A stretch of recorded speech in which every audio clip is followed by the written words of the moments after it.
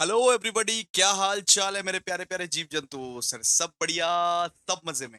दोस्तों, हम लोग ने पार्टनरशिप और एलएलपी का वन शॉट कर लिया। हम लोग ने कंज्यूमर प्रोटेक्शन एक्ट का वन शॉट कर लिया। अब हम लोग करने वाले हैं यूनिट 1 का वन शॉट। यूनिट 1 में ज्यादा मार्क्स का नहीं आएगा, 5 से 10 मार्क्स में आएगा, इसीलिए ये यूनिट को बहुत शॉर्ट में पढ़ना है। 5 से 10 मार्क्स में आएगा, ठीक है। जो जो क्वेश्चंस दिए हैं सिर्फ उनको पढ़ लीजिए, काफी है, इतना काफी है। तो 5 से 10 मार्क्स में आएगा। बहुत very very very very very important chapter नहीं बोल सकते, इजी चैप्टर है, इजीएस्ट चैप्टर है। आइए स्टार्ट करते हैं। सबसे पहले हम लोग 5 मार्क्स के क्वेश्चन से स्टार्ट करेंगे। सबसे पहले देखिए क्या लिखा हुआ है। Define imperative law and define business law. कि इम्पेरेटिव लॉ क्या होता है और बिजनेस लॉ क्या होता है। तो इम्पेरेटिव लॉ मतलब जो लॉ मैंडेटरी है, जो लॉ कंपलसरी है, मतलब फॉलो करना पड़ेगा तो फॉलो करना पड़ेगा, बस तो बस, उसको बोलते हैं इम्पेरेटिव। ठीक है। तो imperative law refers to the law that are mandatory and binding in nature.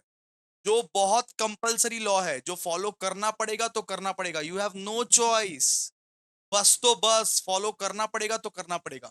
तो imperative law refers to the law that are mandatory and binding in nature, issued by a sovereign authority that must be obeyed without question. कुछ question नहीं, बिना question के ये law follow करना पड़ेगा आपको, ठीक है।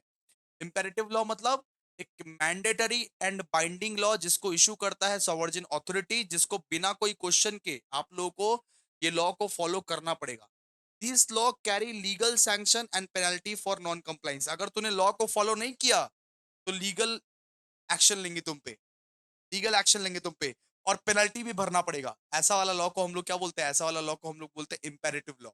Imperative law refers to the law that are mandatory and binding in nature, issued by a sovereign authority that must be obeyed without question। बिना कोई क्वेश्चन के हम लोगों को फॉलो करना पड़ेगा ये लॉ। और ये लॉ अगर तूने फॉलो नहीं किया तो लीगल एक्शन लेंगे और साथ ही साथ नॉन कंप्लाइंस भी कराएंगे, ठीक है। इसका की कैरेक्टरिस्टिक्स क्या है, देखिए ये कमांडिंग नेचर का लॉ है, ये कमांडिंग नेचर का लॉ है। Contents direct order and prohibition the citizen must follow. यहाँ पे बोल रहा है कि ये ऑर्डर एकदम, ये सीधा ऑर्डर देता है, ये लॉ सीधा ऑर्डर देता है, फॉलो करना है तो करना है, बस तो बस, नहीं फॉलो करेगा तो कोर्ट में चल। Sovereign authority issued by the state और government with a legitimate power. मतलब ये सब लॉ को तो गवर्नमेंट इशू करता है, स्टेट इशू करता है। जैसे मान लो कोविड, जैसे मान लो मोदी जी ने बोल दिया कि लॉकडाउन रहेगा तो लॉकडाउन रहेगा, उसका उल्लंघन कोई नहीं कर सकता। अगर लॉकडाउन का उल्लंघन किसी ने किया होता 2020 में तो डंडे पड़ते, उस पर एक्शन लिए जाते, उसको पेनाल्टी दिया जाता, ठीक है। आज भी अगर ट्रैफिक लॉ अगर आप उल्लंघन करते हो तो आपको 500 रुपया ट्रैफिक लगता है, ठीक है। कमांडिंग नेचर, बस इसको फॉलो करना है तो करना है। मतलब इंपेरेटिव लॉ बेटा मैंडेटरी है, कंपलसरी है, कंपलसरी लॉ है। कमांडिंग इन नेचर, दूसरा है सॉवरेन अथॉरिटी इसको इशू करता है, मतलब स्टेट या गवर्नमेंट, ठीक है। फिर legal sanctions, so violation result in punishment, fines या लीगल कॉन्सिक्वेंसेस। अगर आपने इस लॉ को नहीं माना, अगर आपने इंपेरेटिव लॉ को नहीं माना बेटा, अगर आपने बोला कि ये कानून हम नहीं मानेंगे तो पनिशमेंट देने के लिए तैयार रहो। पनिशमेंट लगेगा, फाइन लगेगा, लीगल कॉन्सिक्वेंसेस भुगतना पड़ेगा। आपके पास कोई चॉइस नहीं है, no choice. Citizen have no option but to comply with this law. ये लॉ को तुमको फॉलो करना है, मतलब फॉलो करना है दो लॉ। जैसे एग्जांपल, एग्जांपल क्या क्या है, क्रिमिनल लॉस, फिर टैक्स लॉस, फिर ट्रैफिक रेगुलेशन। ये सब जो लॉ है ना, ये आपको फॉलो करना पड़ेगा। इसको क्या बोलते हैं, इसको हम लोग बोलते हैं इम्पेरेटिव लॉ। एग्जाम्पल क्या है, criminal law, tax law, traffic regulations, constitutional provisions. दूसरा हो गया बेटा जी बिजनेस लॉ। कि भैया बिजनेस लॉ क्या होता है, किसको बोलते हैं बिजनेस लॉ, किसको बोलते हैं बिजनेस लॉ।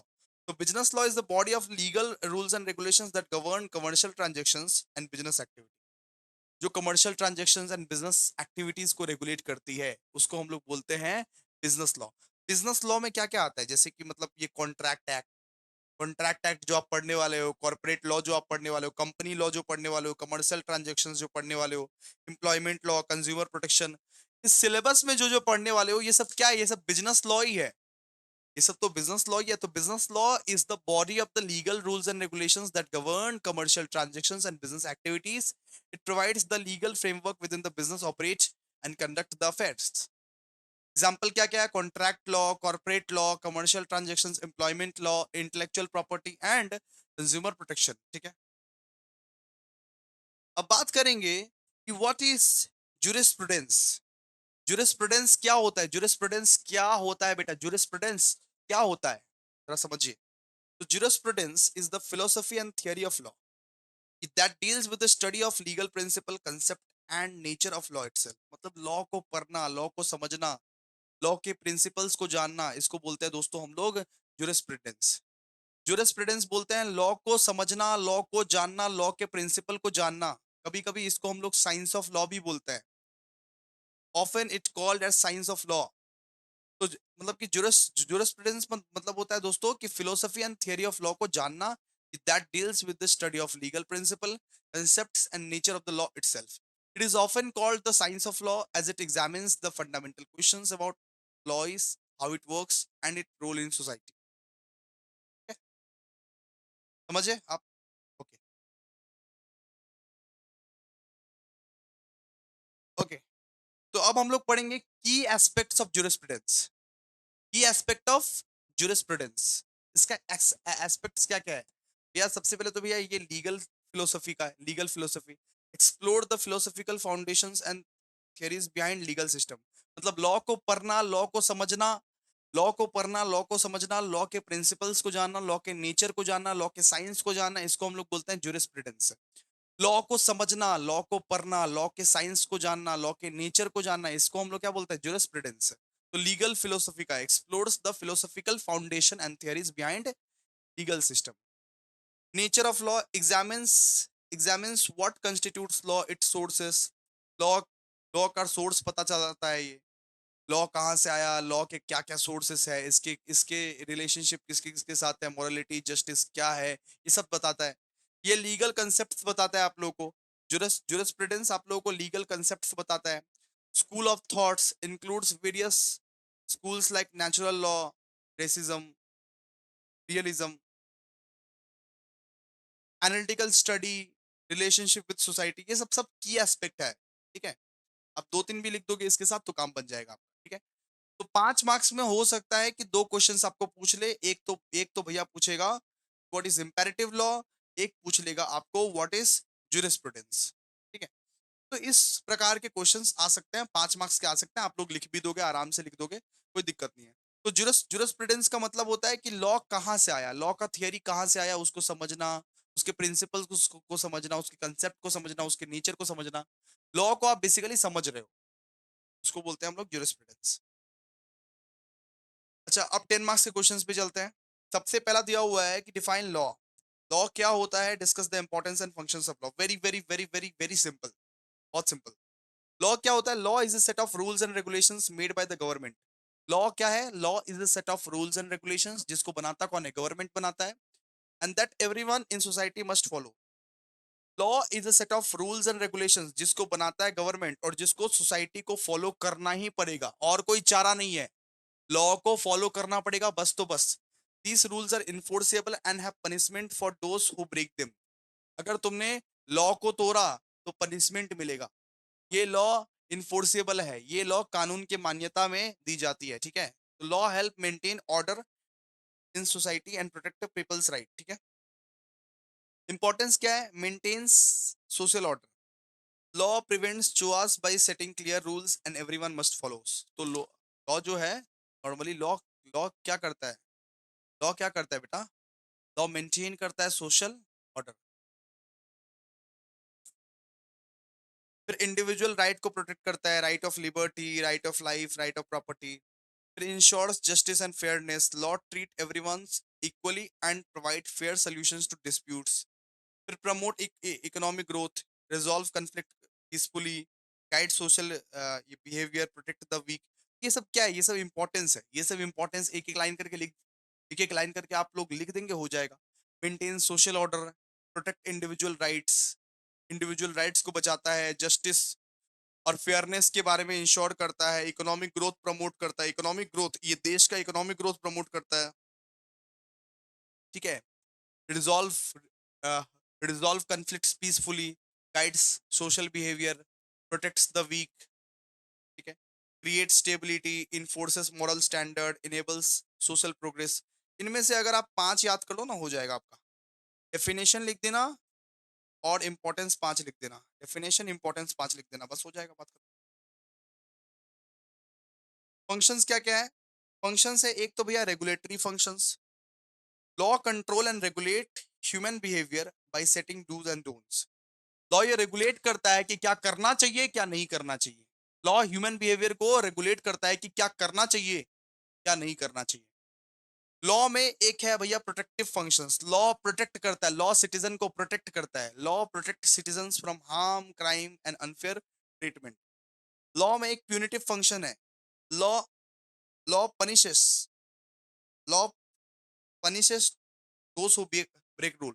लॉ उसको पनिश करता है जो क्राइम करता है, जो रूल को ब्रेक करता है, जो रूल को नहीं मानता है, जो नियम को नहीं मानता है, जो लॉ को नहीं मानता, उनको पनिश भी करता है, पनिश भी करता है। इसके बाद ये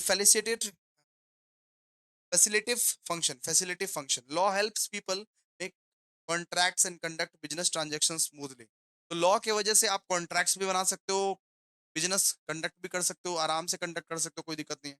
फिर डिस्प्यूट रेजोल्यूशन फंक्शन, कुछ भी अगर झगड़ा झगड़ा हुआ है, कंफ्यूट अगर हुआ, कुछ भी अगर कंफ्लिक्ट होता है, डिस्प्यूट होता है, तो उसको आप रिजॉल्व कर सकते हो लॉ के हेल्प से। ठीक है। फिर educational function, law teaches people about their rights duties and responsibility. Law की वजह से लोग अपना राइट्स ड्यूटीज रिस्पॉन्सिबिलिटी सीखते हैं। फिर developmental function, law promote social and economic development by creating favourable conditions. Law की वजह से सोशल एंड इकोनॉमिक डेवलपमेंट भी होती है। फिर फिर integrative function, law brings different group in society together under common rules. मतलब डिफरेंट डिफरेंट ग्रुप्स के लिए, सबके लिए एक ही नियम, सबके लिए एक ही कानून। इसको बोलते हैं इंटीग्रेटिव फंक्शन। इंटीग्रेटिव फंक्शन तो फंक्शंस ऑफ लॉ में भी आप 8 पॉइंट याद कर लीजिएगा, 8 point. Regulatory function, law regulate करता है ह्यूमन बिहेवियर्स को, क्या क्या करना चाहिए क्या क्या नहीं करना चाहिए। प्रोटेक्टिव फंक्शन, लॉ प्रोटेक्ट करता है from harm, crime, unfair treatment. Law punish करता है, सो ये प्यूनिटिव फंक्शंस। फैसिलिटेटिव फंक्शन, फिर डिस्प्यूट रेजोल्यूशन फंक्शन, डिस्प्यूट भी रेजोल्यूट कराता है। झगड़ा वगैरह अगर होता है तो वो डिस्प्यूट रेजोल्यूशंस भी होता है। कन्फ्लिक्ट्स जो होता है पीपल्स के बीच में, उसका भी डिस्प्यूट रेजोल्यूशन होता है। एजुकेशनल फंक्शंस, लॉ सिखाता है राइट्स ड्यूटीज रिस्पॉन्सिबिलिटीज के बारे में। डेवलपमेंटल फंक्शंस, ठीक है, लॉ के वजह से डेवलपमेंट भी होता है। और इंटीग्रेटिव फंक्शंस, बहुत सारे पॉइंट्स है basically, ठीक है। अब देखिए, अब सबसे most important, state different types of law. कितने टाइप्स के लॉ है? State different types of law. सबसे पहले बोला है नेचुरल को एक्सप्लेन करने, कन्वेंशनल, फिजिकल, सिविल, कॉन्स्टिट्यूशनल, क्या क्या होता है हम लोग को एक्सप्लेन करने बोला है। सबसे पहले बेटा हम लोग सीखेंगे नेचुरल लॉ क्या होता है। Natural law, natural law comes from nature and moral principle that are discovered through human reasons rather than the created by the government. बोल रहा है नेचुरल लॉ को जो है गवर्नमेंट क्रिएट नहीं करता, ये आपके वैल्यूज पे ये आपके वैल्यूज पे डिसाइड करता है क्या करना चाहिए क्या नहीं करना चाहिए। ये खुद ब खुद आपके मन से आता है, खुद ब खुद आपके मन से आता है। आपके values, right to life, liberty, अगर आप किसी इंसान को एक थप्पड़ मार दिए तो लॉ ब्रेक किए ना, वो क्या हुआ? Natural law. कोई सिखाता नहीं है आपको, ये वैल्यूज के ऊपर आता है ये। तो तो ये natural laws comes from the nature and moral principle that are discovered through human reasons rather than the created by the government. It represent universal moral value, like that the right of life and liberty that apply to humans regardless of the countries or cultures। ठीक है, ये natural law है basically. फिर आता है conventional law. So conventional law is created by the human beings through government, parliament and legal authorities using democratic processes. तो conventional law मतलब क्या होता है? कन्वेंशनल लॉ मतलब होता है कि जो लॉ गवर्नमेंट क्रिएट करके दी है, जो लॉ गवर्नमेंट क्रिएट करके ऑलरेडी दी है, जैसे tax laws, business regulatory laws, regulations, ordinance, traffic laws, ये सब जो लॉ ऑलरेडी क्रिएटेड है आप सबके लिए, सोसाइटी के लिए, हम सब के लिए। जो कानून रेगुलरली चल रही है उसको हम लोग बोलते हैं कन्वेंशनल लॉ, उसको हम लोग बोलते हैं conventional law. So conventional law is created by human beings through government, parliament, and legal authorities using democratic processes and legislative procedures. These law can be changed very between vary between countries and are enforced by the state powers through statutes, regulation, ordinance. मतलब ये सब law change भी हो सकता है, जैसे मान लीजिए tax law, business regulations, traffic loss, इसको हम लोग क्या बोलते हैं, कन्वेंशनल लॉ। नेचुरल लॉ मतलब मॉरल प्रिंसिपल, आपके वैल्यूज के ऊपर डिपेंड करेगा। वो लॉ को हम लोग क्या बोलते हैं, वो लॉ ह्यूमन राइट्स के ऊपर जो लॉ होता है उसको हम लोग क्या बोलते हैं, नेचुरल लॉ। फिर क्या होता है, conventional law.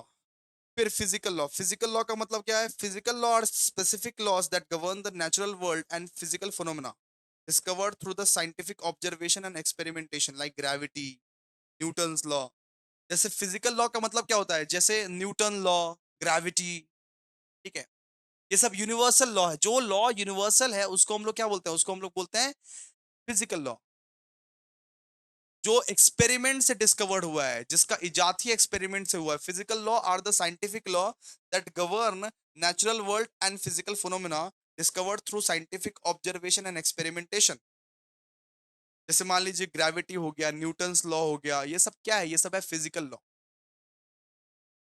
Civil law, civil law it deals with the private disputes between individuals and organisations. मान लीजिए कि झगड़ा वगड़ा हो गया, प्रॉपर्टी को लेके, फैमिली मैटर्स को लेके, पर्सनल इंजरीज को लेके, यहाँ पे झगड़ा वगड़ा होता है ना नॉर्मली, तो ये लॉ प्रोटेक्ट करता है, सिविल लॉ। सिविल लॉ उसी को बोलते हैं हम लोग, ठीक है। Civil law deals with the private disputes between individuals and organization, resolving conflicts over rights, duties, obligation in areas like contracts, property rights, family matters, personal injury।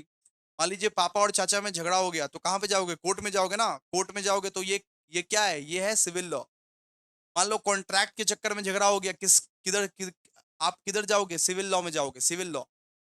Family में matter हो गया, कहां जाओगे, सिविल लॉ में जाओगे, ठीक है। तो civil law deals with the private disputes between individuals and organisations, resolving conflicts over rights, duties and obligation in areas like contracts, property right, family matters, personal injuries, ठीक है, ये सब पढ़ लीजिएगा। फिर एक होता है कॉन्स्टिट्यूशनल लॉ। कॉन्स्टिट्यूशनल लॉ मतलब, constitutional law is the supreme law of the country. Constitutional value पढ़े थे ना सेमेस्टर 1 में।